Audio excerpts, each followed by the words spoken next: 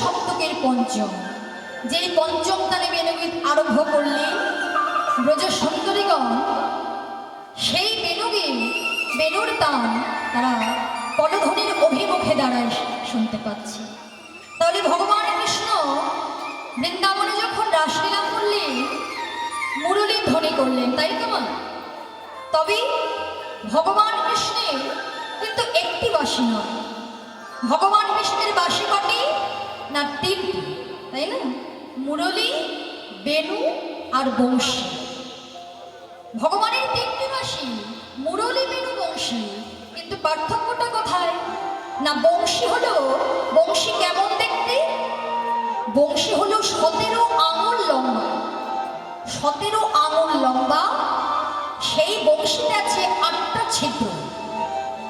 আর বেণু হলো 12 আঙুল লম্বা, 6টি ছিদ্রযুক্ত বাঁশি। আর মুরলী হলো 2 হাত লম্বা, 4টি ছিদ্রযুক্ত বাঁশি।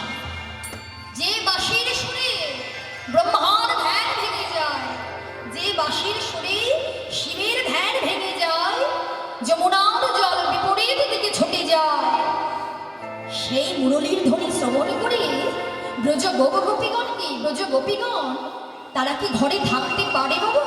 তারা ঘরে থাকতে পারল না। যেই ভগবান কৃষ্ণ বাঁশিটা বাজালো, আর সেই কৃষ্ণ প্রেম বিমোহিতা গোপীগণ তারা শ্রবণ করতে লাগলেন। ওগো শোনো তো গোপী প্রেম হিরপি, গোপী প্রেম হিরপি, গোপী প্রেম হিরপি, গোপী প্রেম হিরপি, বলহি বলহি আপন সখী, গোপী প্রেম হিরপি, আপন সখী। ওগো যাহি বলো তাহি চলো, ওরে গাহি বলো তাহি চলো তো, যাহি বলো তাহি চলো। মুরলী কপল ললনি রে, মুরলী কপল ললনি রে, মুরলী কমল ললনি রে, মুরলী এবং মুরলী কমল ললনি রে। আর বালাই যায় হরি বল হরি বল।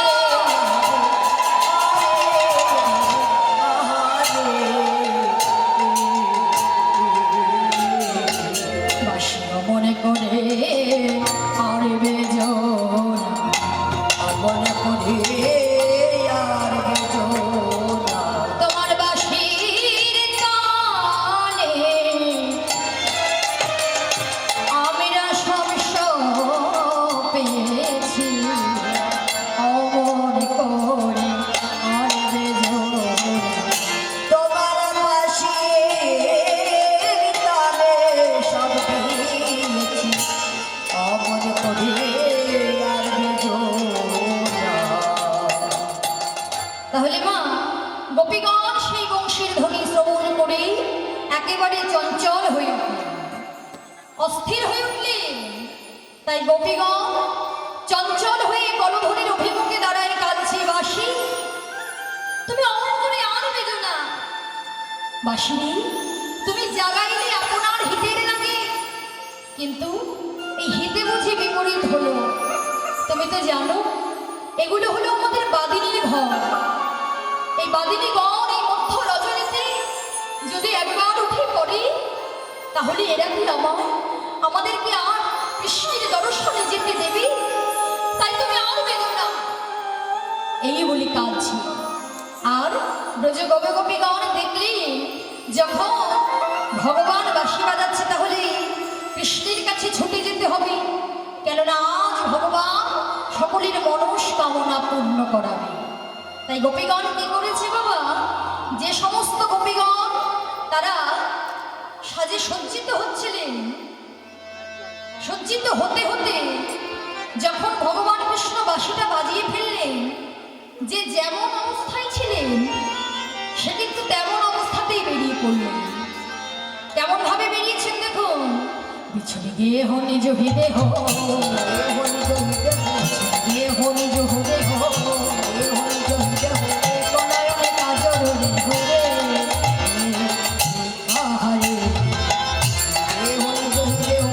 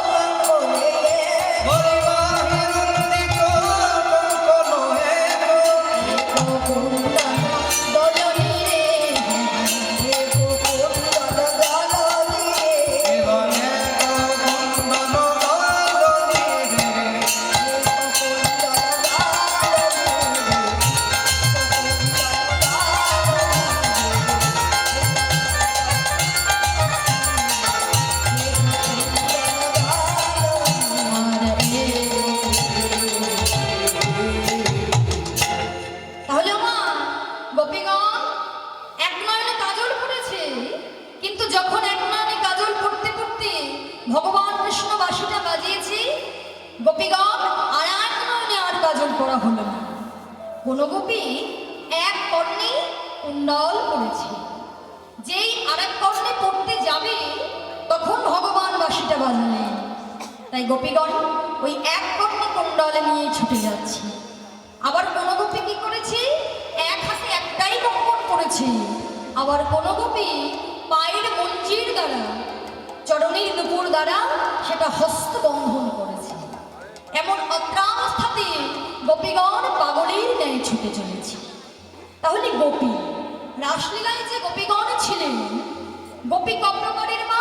গোপী হল তিন প্রকারের: নিত্য সিদ্ধা, সাধন সিদ্ধা আর কৃপা সিদ্ধা।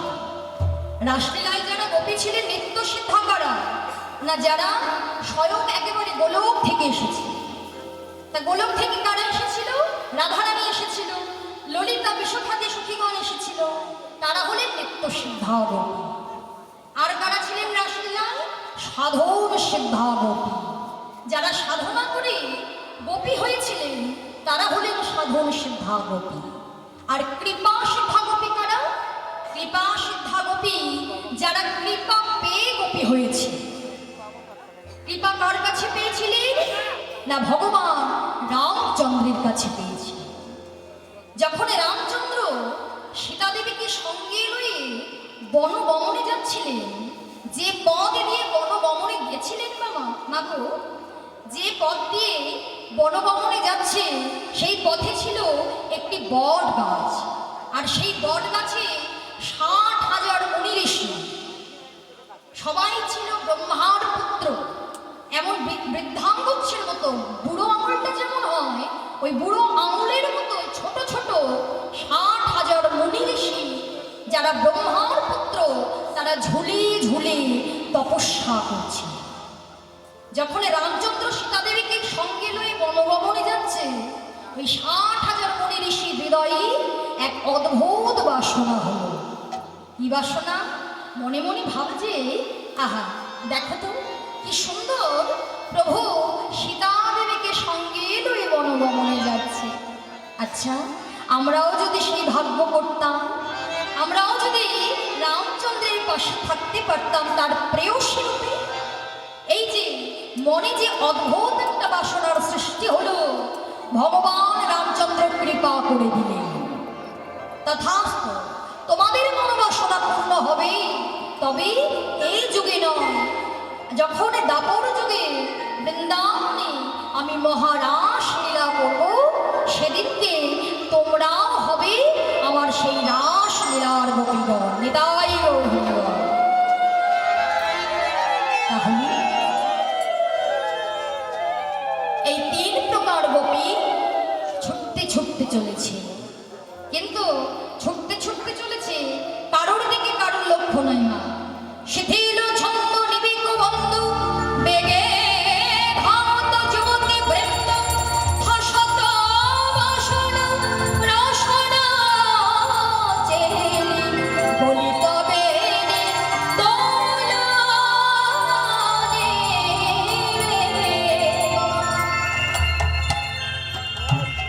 তাই গোপীগণ ছুটতে ছুটতে চলেছে, আর গোপীগণের নিতম্বে কাজুরি কিঙ্কিণী ঢলছে। তাদের বেনিটা মা স্খলিত হয়ে একেবারে খুলে গিয়েছে, তাদের বেনিটাও দুলছে, তবুও গোপীগণের কোনো দিকপাত নেই। আর একটা আশ্চর্য ব্যাপার কি না, গোপীগণ চলেছে, সবাই কিন্তু চলেছে, কিন্তু কারোর দিকে কিন্তু কাহারও লক্ষ্য নাই। এদিক ওদিক কিন্তু চাইছে না। ভগবানের কাছে যাওয়ার সময় এদিক ওদিক তাকালে হবে না, একেবারে ঊর্ধ্বমুখে যেতে হবে, সোজাসুজি যেতে হবে। তাই গোপীগণ কি করছে, কে আগে কৃষ্ণের সঙ্গে মিলিত হবে, একেবারে গোপীগণ একেবারে সোজা চলেছে। নদী যেমন চতুর্দিকে প্রবাহিত হয়ে সাগরে এসে পড়ে, তেমন গোপীগণ আজকে শ্যাম রূপ সাগরের মাঝে চলেছে। কিন্তু মাগো, সবাই কি যেতে পারলো? যারা যারা চেয়েছিল ভগবানের দর্শনে যাবে, তারা সবাইকে যেতে পারল? সবাই কিন্তু যেতে পারল না। কেন? যাদের ঘরে ওই যে দুর্জন গুরুজনেরা আছে, যারা কৃষ্ণ পাদেগণ ব্রজ গোপীগণ যখন ছুটতে ছুটতে যাচ্ছে, তাদের পতিগণ বলে উঠলেন, এই গোপী, তোমরা কোথায় চলেছ?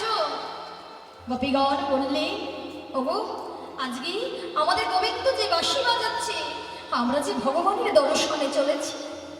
সেই বাদেগণ বলে উঠলেন, কি কন্যা কোন কালো ছেলে বাঁশি বাজাচ্ছে, আর ওই রাখালের দর্শনে যেতে হবে? তবে বটে রে, গৃহকর্ম সংসার পরিত্যাগ করে তোমাদের কোনো উল্লাজের ভয় নাই, চলেছ গেলে ছোড়ার দর্শনে। ওরে, কে আছিস? মোটা মোটা গরু বাঁধা দড়ি নিয়ে আয়। সেই মোটা মোটা গরু বাঁধা দড়ি দিয়ে ওই গোপীগণকে আষ্টে পৃষ্ঠে বাঁধছে। আর গোপীগণ বলছে, হে গোবিন্দ, এই সংসারের লোকজন জানে দেহ ছাড়া ভালোবাসা হয় না, কিন্তু এরা তো জানে না শিশুকাল হইতে মধুর সরিতে পরাণে পরাণে লেহা। হ্যাঁ, তোমার সঙ্গে আমাদের যে প্রাণের সম্পর্ক, তাই বলি ওরে দেহ তুই এই সংসারেই পড়ে থাক, ওরে মন তুই চলে যা ওই ভগবানের চরণে গিয়ে আত্মসমর্পণ কর। তাই গৌর হরিবার।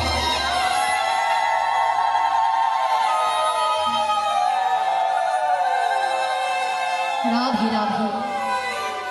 তাহলে চিন্তা করে দেখো না, ভগবানের পথে যেতে গেলে কতটা বাধা আসে, কিন্তু গোপীগণ দেহ নিয়ে যেতে পারলো না ঠিকই, দেহটা সংসারে পড়ে রইল, কিন্তু সূক্ষ্ম দেহ ধারণ করে সবার আগে চলেছে ওই ভগবানের সঙ্গে মিলিত হবে বলে।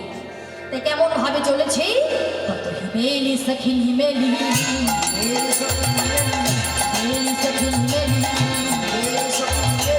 হোকা হোক পথ না হুড়িরে,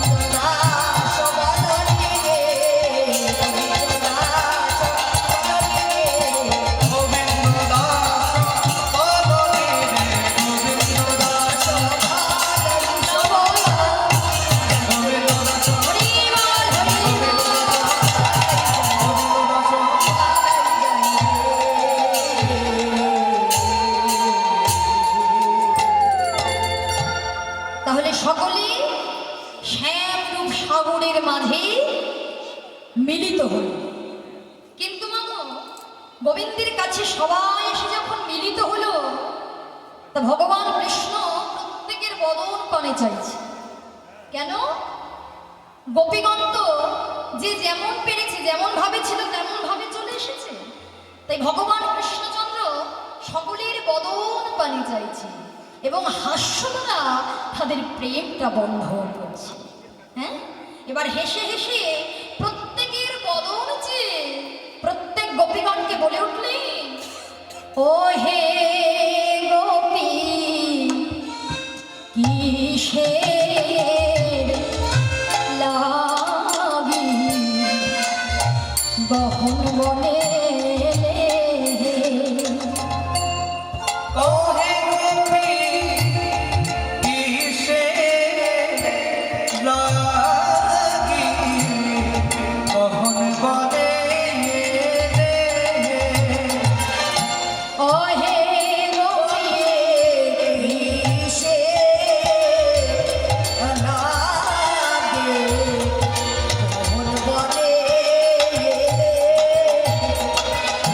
যাও যাও ঘরে, যাও যাও তোমরা ভজ নিজ পতি হে গোপী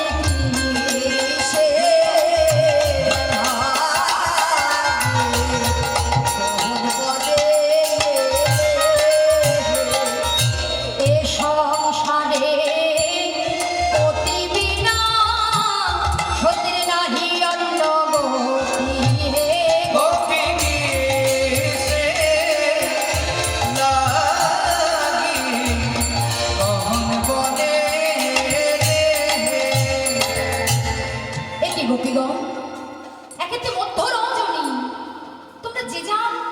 পতির শয্যা পরিত্যাগ করে এই মধ্য রজনীতে তোমরা বনমাঝে চলে এসেছো। আচ্ছা ঠিক আছে, তা যখন বনমাঝে এসেই পড়েছো, তা বলো আমি তোমাদের জন্য কি কি করতে পারি? গোপীগণ বলছে, সে কি বধূ, তুমি তো আমাদেরকে মুরলীর ধ্বনি শ্রবণ করে, মুরলীর ধ্বনি শুনি আমরা গভীর রজনীতে আমরা বনমাঝে এলাম। তুমি মুরলী বাজিয়ে ডেকেছো, তাই তো আমরা বনে এসেছি। তুমি না ডাকলে কি আমরা আসতাম?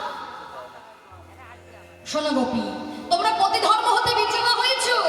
যে জন সতী নারী হয়, সে তার নিজ পতির শয্যা পরিত্যাগ করে কখনো গভীর রজনীতে কোনো সময় বনে আসে না। তোমরা পতি ধর্ম হতে বিচলা হয়েছো। গোপীগণ বলছে, না না, আমরা পতি ধর্ম হতে বিচলা হই নাই। কেননা তুমি হলে আমাদের পরম পতি। কেননা তুমিই তো বলেছো প্রত্যেকটি জীবের হৃদয় মন্দিরে তুমি পরমাত্মা রূপে বিরাজ করো।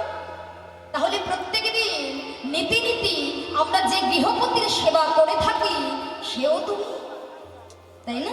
যেহেতু তাদের হৃদয় মন্দিরেও তুমি বিরাজ করছো, নীতি নীতি যে গৃহপতির সেবা করে থাকি, সেও কিন্তু তুমি।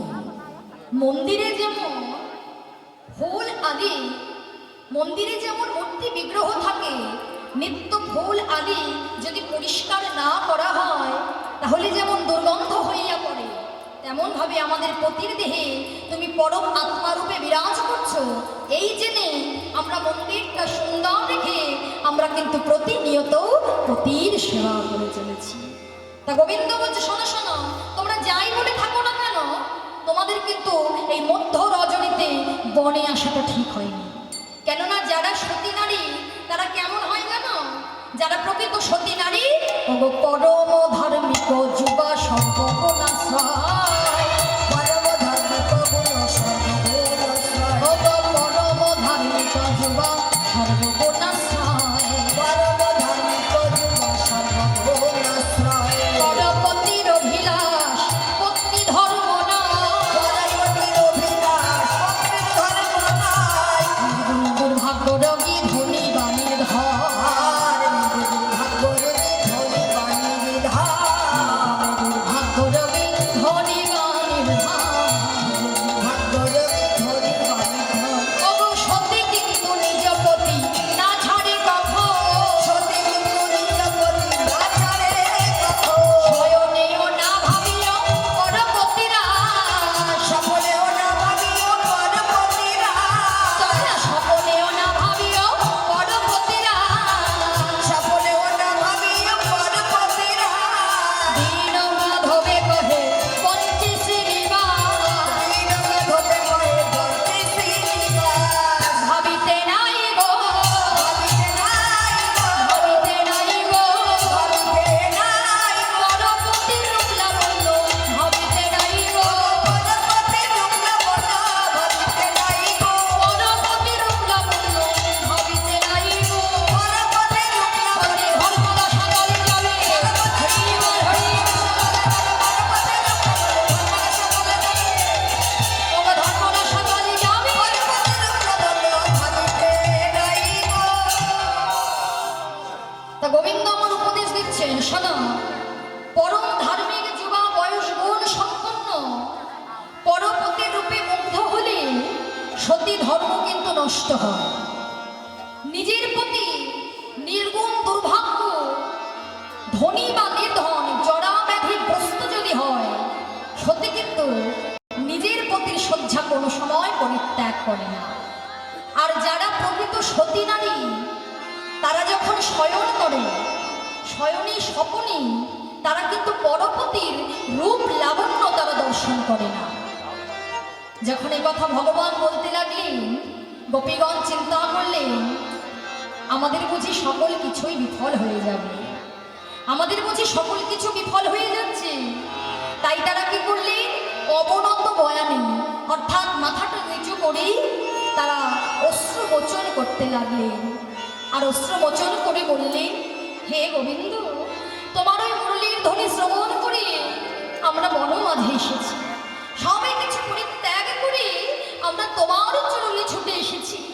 এখন যদি তোমার চরণে ছুটে এসে তুমি যদি তোমার ওই চরণে আমাদেরকে যদি ঠাঁই না দাও, যদি একটু আশ্রয় না দাও, তাহলে তোমার চরণ ছেড়ে আমরা কোথায় যাব? তোমার চরণে বঞ্চিত হয়ে আমরা যদি ঘরে ফিরে যাই, আমাদের যে কেউ ঘরে লবে না গোবিন্দ। তাই কৃপা করে তোমার ওই চরণে আশ্রয় দাও। আর তুমি যে ধার্মিকের মতো এত উপদেশ দিচ্ছ, আচ্ছা, তোমার ধার্মিকতার গুণ আমাদের কিন্তু সকলেই জানা আছে। কেন? ও হে পরম ধার্মিক হয়ে ধর্ম শিখাও হে। ও হে ভালো ধার্মিক হয়ে ধর্ম শিখাও। ধার্মিক হে, তোমার যত ধর্মের কথা সকলে জানে প্রজঙ্গনা। তুমি শিশুকালে কেমন করে বধিলে পুতনা হে, তুমি বধিলে পুতনা হে, বধিলে পুতনা হে। ধার্মিক হয়ে ধর্ম শিখাও। শোনো ধার্মিক, যত প্রজঙ্গনা নগ্না করি তপয়া তনানিরে তাদের বাঁশির টানে ডেকে এনে তাদের ফিরে যেতে বলো কেন? তাহলে এই তো তুমি ধার্মিক, তোমার ধার্মিকতার গুণ আমাদের সকলে জানা আছে। এই বলি গোবিন্দের চরণে যখন তারা অশ্রুমোচন করছে, ভগবান কৃষ্ণ বললে, শোনো শোনো গোপীগণ, তোমরা অমন করে তোমরা আর কেঁদো না। কেননা আমি তো এতক্ষণ তোমাদেরকে আত্মসমর্পণ করতে বলেছিলাম, তোমাদেরকে এতক্ষণ ছলনা করছিলাম। তোমরা আমার আত্মসমর্পণ বাক্যে আমি সন্তুষ্ট হয়েছি তোমাদের। তাই আজকে আমি তোমাদের মনস্কামনা, তোমাদের মনে যে বাসনা আছে, আমি প্রত্যেকের মনোবাসনা পূরণ করাবো। তবে শোনো, তোমরা যেভাবে সেজে এসেছো সেইভাবে কিন্তু মহারাস লীলা হবে না। কেননা নিজেদের দিকে একবার লক্ষ্য করেছো, তোমরা যে যেমন ভাবে পেরেছো গৃহ থেকে চলে এসেছো, কিন্তু এমন ভাবে তো হবে না। আজকে আমি সুন্দর করে মনের মতো করে তোমাদেরকে সাজাই দেব। তা হরিবোল, তার রাসলীলার গোপী কারা হবে? আসুন তাহলে চলে আসুন এখানে। হরিবোল, জয় রাধে। একজন সে কি বল, একজন কেন, আর কই?